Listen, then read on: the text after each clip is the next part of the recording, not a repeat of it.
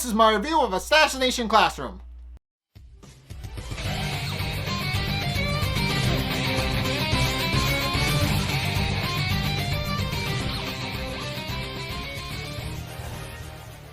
Okay, so in this episode, the students of Class 3E begin to prepare for midterms, which, of course, means that they're actually also closing in on the assassination deadline for Korosensei.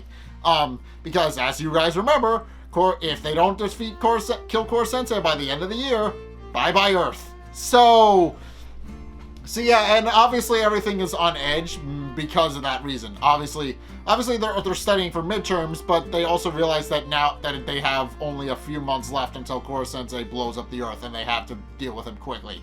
At which point, and after school, they decide to actually take a bit of a shortcut of sorts.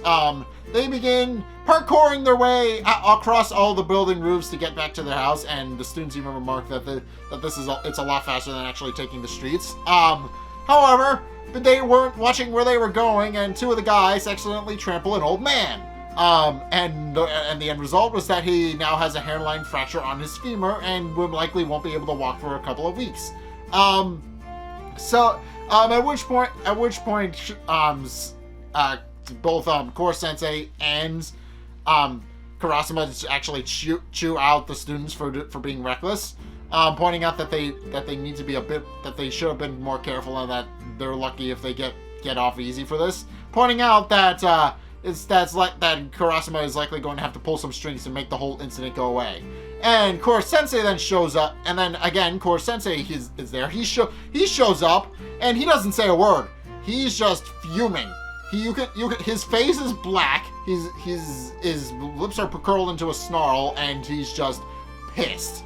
And the students try to make up an excuse about what happened and why there was an accident, but Korosensei responds to this by slapping them all across the face. Something that Karasuma overlooks just this once, because he, as we've established, Korosensei isn't allowed to inflict harm on the students. We've already established this, but considering that this is more of a disciplinary thing, Karasuma is more than willing to overlook it. At which point Korosensei begins to remark that he feels like they let them down as a teacher, pointing out that he feels like they've started to look to forget their place, and that they've begun to look down on other people because of how strong they've gotten, and decides that now is an important time for a different type of lesson. At which point he rips up their testing manuals, saying that they're not going to be studying for the next 2 weeks until the man recovers. And remarks that it's time that he taught them something else to make sure that the lesson that they're about to learn sticks. And sure enough, as it turns out, the man that they accidentally trampled is actually the principal of a local preschool that is designed to hold kids who aren't ready for primary school yet. And I'll get to that in a minute, but basically, Korosensei, after an initial alteration where the man sees Korosensei and understandably panics, Korosensei and the man eventually come to an understanding and develop a bit of a agreement. The students of Class 3E are going to help out at his school for the next 2 weeks in lieu of studying, and that they're actually going to help try and basically leave the place better than they found it. And the Class 3 initially has a very hard time. The students are quickly pointing out to be very hyper and very over-enthusiastic about having some new playmates. The exception, of course, being Sakura, a girl who's been there apparently for a while. She's been a little bit she hasn't really transitioned to primary school yet, and is also kind of a little bit scary according to the other kids. Although the students do quickly turn it around, with Koibayashi pointing out that it'll be a good learning experience for them, and also points out that they're kind of getting off a little bit easy for basically hospitalizing a person. I should mention they basically hospitalize a person, and all they have to do is babysit some kids for 2 weeks. That's fine. But sure enough, they do exactly that. They work with the kids for 2 weeks. Kaida actually puts out on a play for them so that to keep the kids distracted, while the rest of the kids actually work on fixing up the campus of the school, because as they quickly find out when Sakura tries to attack Nagisa with a broom, the building is actually a little bit unstable and actually kind of falling apart at the seams. So they decide to give it a bit of an upgrade. Basically, they decide to take up some construction at Ritz's behest and actually work things out. Meanwhile, Nagisa is trying to help basically trying to help Sakura get her grades up so that she actually transitions out of the school so that she can actually go to primary school. But quickly finds out that that her grades are kind of suffering, and points out that well, basically, long story short, he's not entirely sure how to put it to her in a way that he can actually explain to a girl her age. At which point he begins to speak up, but she openly remarks that he begins to speak up and asks her why she isn't in primary school yet and why she's having such a hard time transitioning. And as she points out, she was bullied a lot, so it's never really explained why she was bullied. But what is clear is that the other kids just didn't like her very much and quickly realized that they were stronger than her and started picking on her. And she points out that that's just how kids go, which Nagisa points out is very upfront about how that situation goes. But when she believes Nagisa is going to tell her about to tough it out, she remarks that she gets that same line from her parents and that logic isn't going to work. Pointing out that the idea is that kids just kind of don't realize some kids just don't realize that they're going to just kind of climb up a bit and be instantly scared.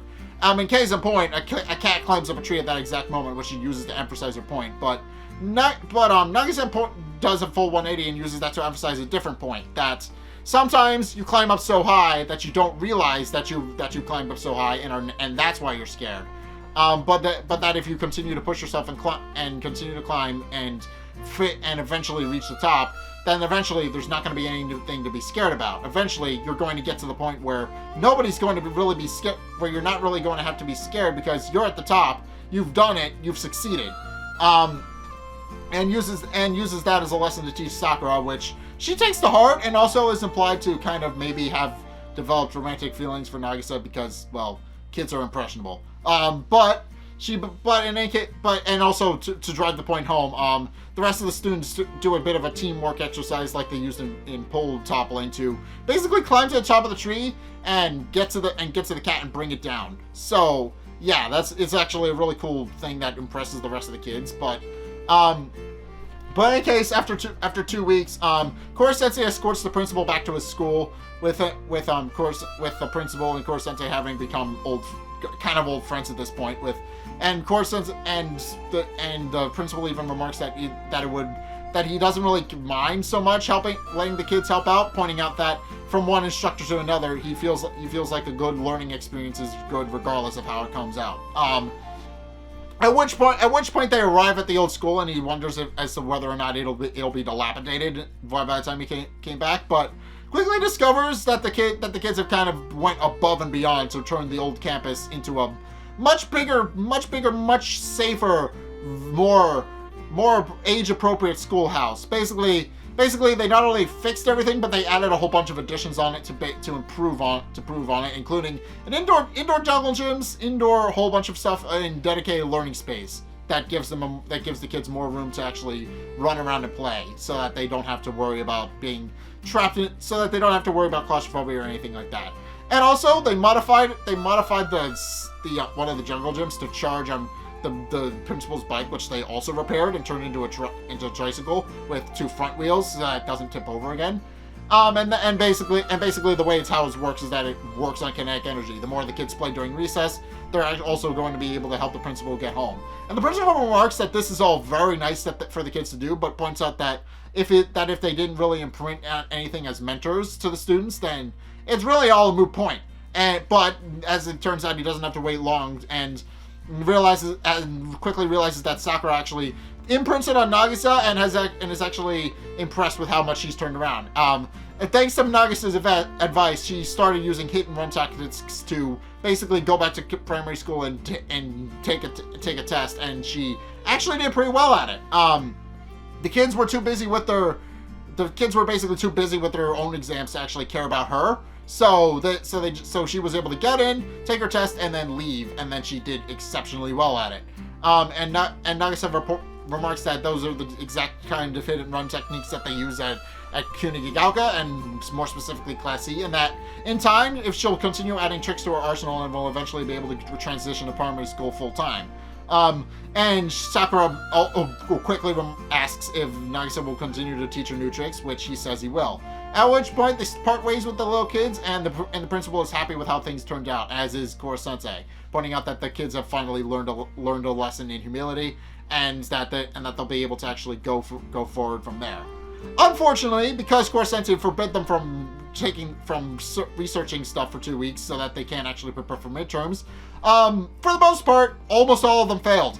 Gakushu and his cronies are quick to point this out, pointing out that it's likely that the midterms and finals were just a fluke, and that it's clear that they've just it's clear that they're actually just kind of slacking off a little bit in Class C, and points out that if they can't keep their grades up, they're never going to be able to get back into the main campus. At which point, Karma shows up and tells the rest of them off. As it turns out, despite the prohibition of them being able to study for 2 weeks, Karma actually studied behind the scenes, and Korosensei even points this out, pointing out that he noticed Karma was studying in secret. But because Karma had actually studied in secret for 2 weeks, he actually managed to rival Gakushu for his top spot. He came in a very close second in terms of the overall rankings for the midterms, and that Gakushu and points out that Gakushu most likely needs to watch his back, because this was a freebie and they're not getting any more. At which point they return to Kurasama and Irina's office in the main campus building that they study out of. And they adamantly apologize to Kurasama, pointing out that they were wrong, they were stupid, and that they won't make the same mistake again.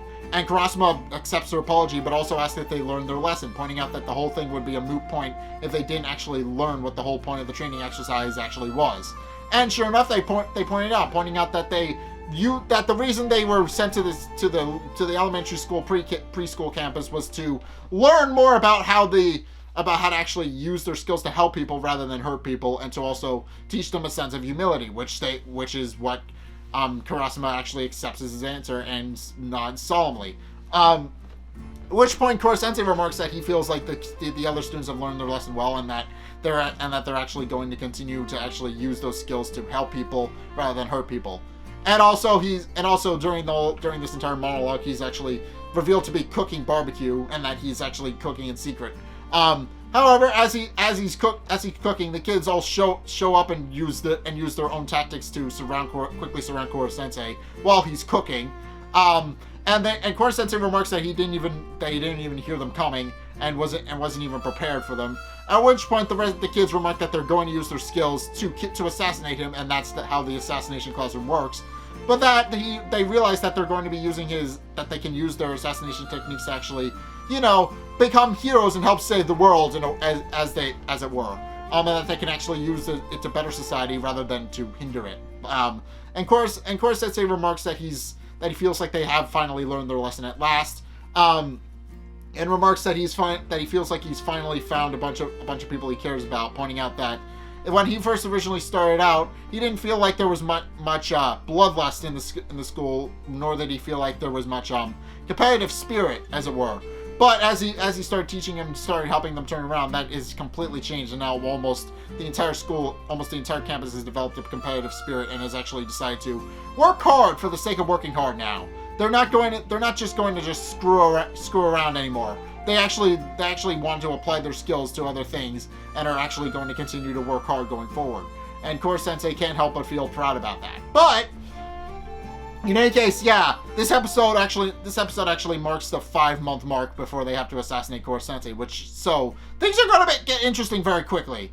Because now they have to assassinate Korosensei within 5 months, or bad things are going to happen. So this is going to be a turning point for the series. The students are going to have to figure out a way to assassinate Korosensei soon, or they're not going to have another opportunity to do so again, because he's going to destroy the Earth. But yeah, that's gonna be doing it for my review of Assassination Classroom. What did you guys think? Let's get a discussion going in the comment section down below, or over on my Discord server, link in the description. Anyway, thank you guys so much for watching. If you enjoyed, be sure to like, comment, and subscribe. Also, be sure to follow me on Facebook and on Twitter in the description below. And also, be sure to check out my Patreon in the description below as well. It's only a couple bucks a month. It really helps me out, and you guys get access to a bunch of cool perks that I'm always saying thanks. So be sure to check those out in the description below as well. Also, if you want to see more videos from me, then be sure to check out the videos linked in the end screen at the end of this video. The top video is the video that is the most recent one. It may or may not be this. Whereas the bottom video is the video recommended to you based on what you've already seen from me. So be sure to check both of those out. But, regardless of whether or not you do any or all of those things, thank you guys so much for watching. And until next time, I will see you guys in the next video. Peace!